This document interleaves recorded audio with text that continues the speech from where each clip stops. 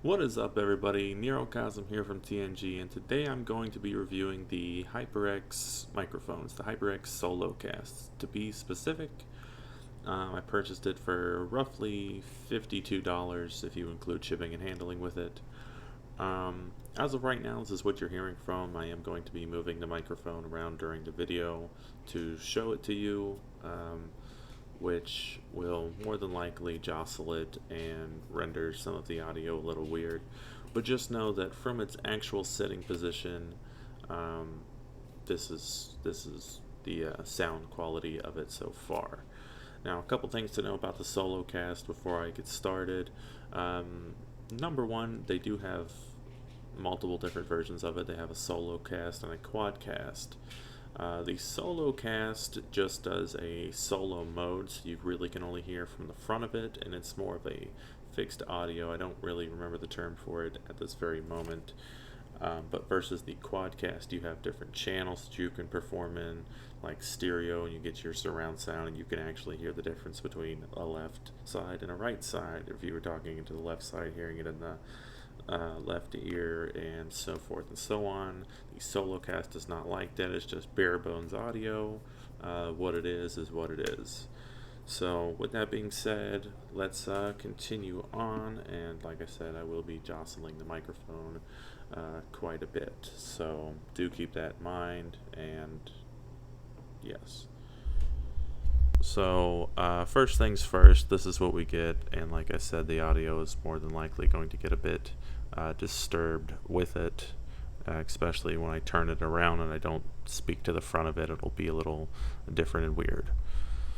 So this is the HyperX Solocast. It is pretty small in size, so it does not take up a lot of room on the desk, but it is quite hefty, and not just including the stand. The stand is pretty light, but the microphone itself is very hefty.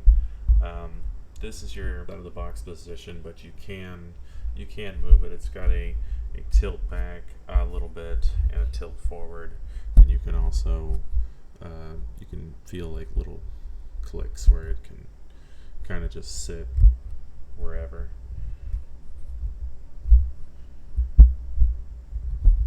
you need it to. Now, it doesn't flip all the way back because, like I said, it really doesn't pick up stuff from the back. Like, this is me talking to it from the back versus this is me talking to it from the front. So you can see the difference between that. You have this nice red light here that indicates, when the mic is actually on, and then it has a button on top, and it's not a push down button, like it's not a click button. You just kind of have to run your finger over.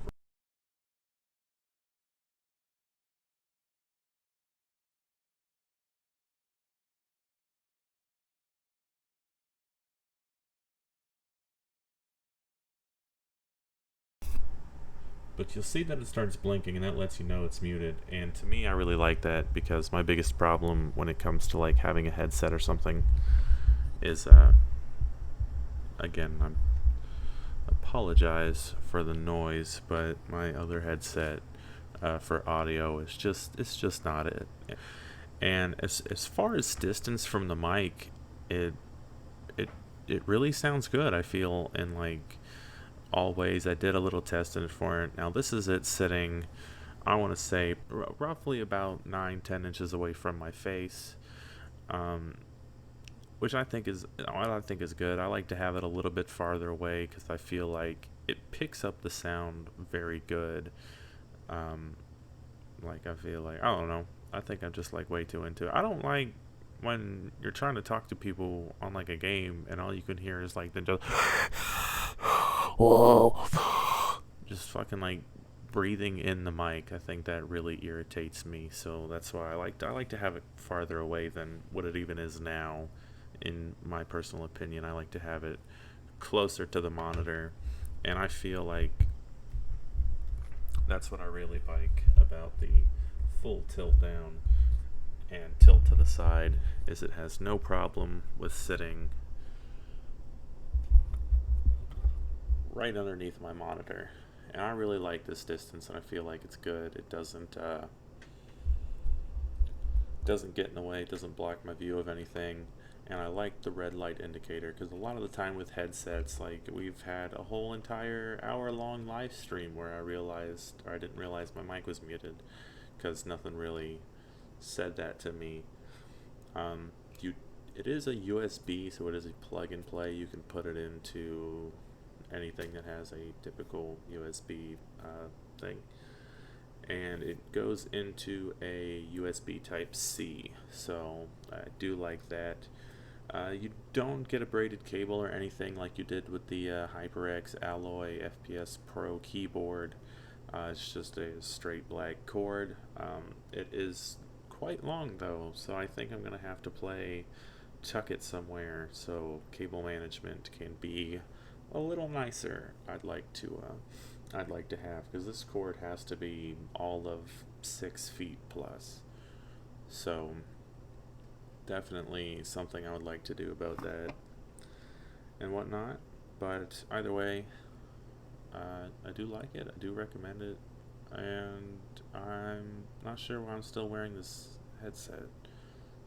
This is from the Zony video that we shot. Make sure you check that out. I recommend these too. These are cheap, like $10 or something.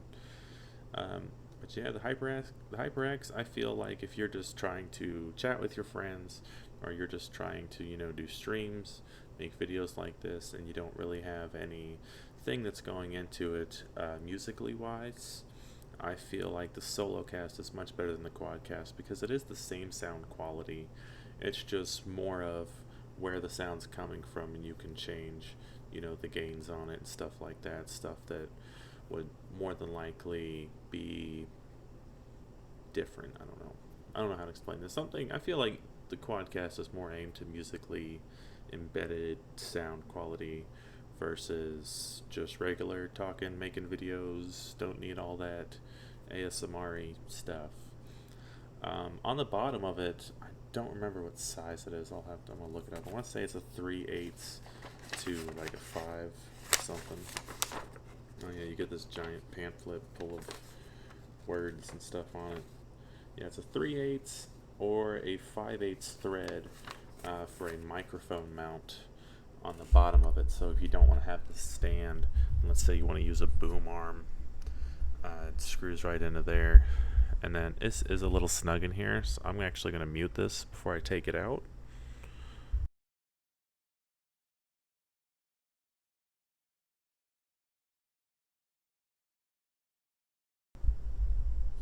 But it's nice, and it's a nice snug fit. It's got little rubber grommets in it, and 2 plastic appendages on the back to stop it from going all the way up the microphone. But if you'd rather have it in a boom arm instead of in this little stand, I find the stand fine for what I'm going to use it with. But the choice is yours. You might want some less desk clutter. I'm going to put it back in now, so I will resume the muting of the mic.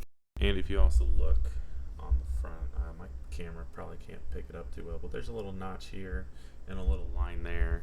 They are both the same black in color, so a little hard to tell.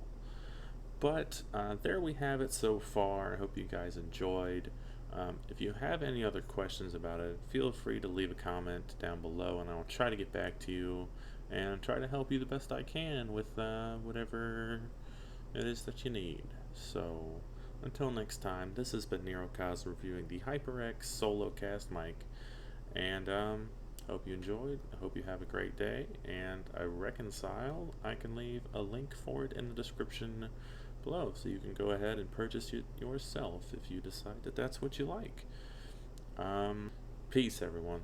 Have a great day.